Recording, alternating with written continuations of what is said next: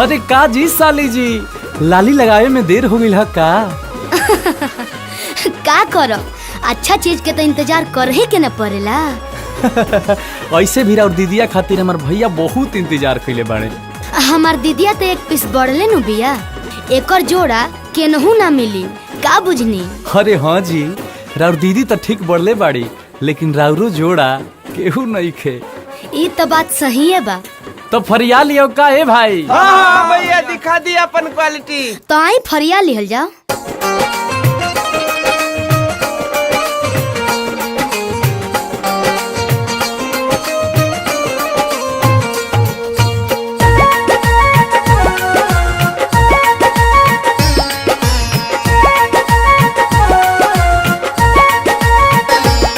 दुल्हन के रूप निराला, ब्यूटीफुल भोला भाला,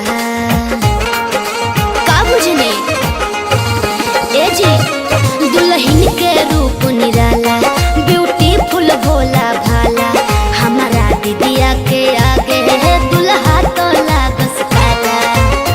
कतनो बड़ाई भले फेंकिलो, कतनो बड़ाई भले फेंकिलो।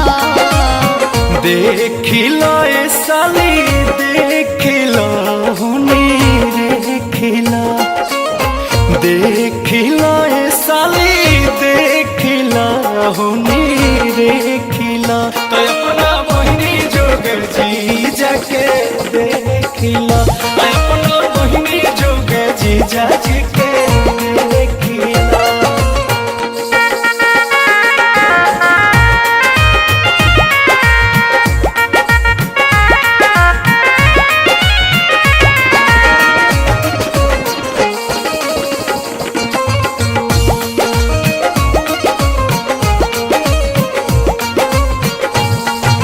पीछू कोलो गाल आँखों बीता भर खाल दी बताई हो।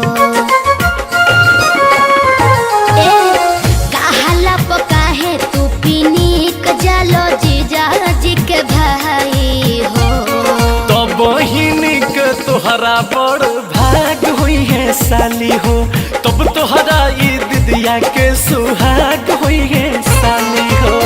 बड़े बड़े बोली पबीर कलो, बड़े बड़े बोली पबीर कलो। देखिलो ए साली देखिलो हुनी देखिलो, तो अपना बहिनी जोग जी जाके देखिलो, अपना बहिनी जोग जी जाजी के देखिलो।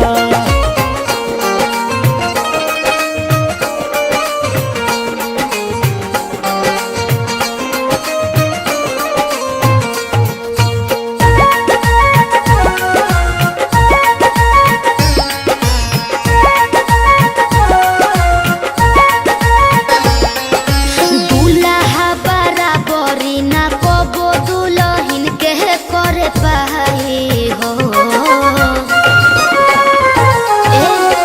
एड़िया लगा के ऊंच बनो तार कोई के लड़ाई हो।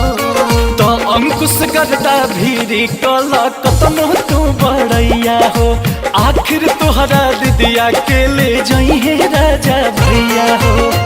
ओइसे न हमारा के छेक लो, ओइसे न हमारा के छेक लो। देखिलो ए साली देखिलो हुनी देखिलो, अपना बहिनी जोग जी जाजी के देखिलो, अपना बहिनी जोग जी जाके देखिलो।